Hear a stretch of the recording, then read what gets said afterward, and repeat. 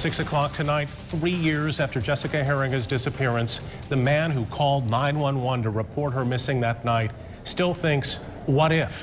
What if he showed up a few minutes sooner? Could he have saved her? He's talking only to 24-hour News 8's Heather Walker about why he believes the accused killer's cousin should be facing murder charges. Heather? He says Kevin Bluhm could have saved Rebecca Bletsch's life if he reported Jeffrey Willis to police instead of helping him cover up that crime.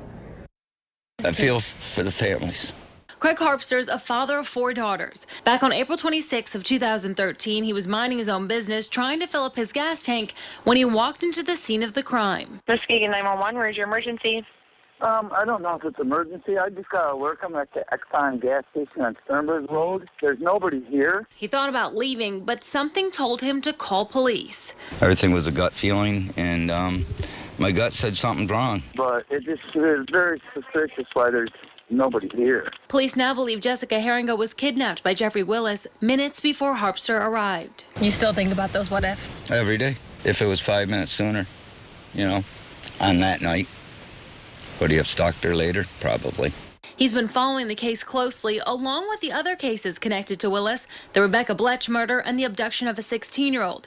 He was happy to hear charges for Jeffrey Willis and Kevin Bluhm, but he says Bluhm got off too easy. Bluhm told investigators that he helped bury Jessica's body in 2013, a year before Bletsch was killed.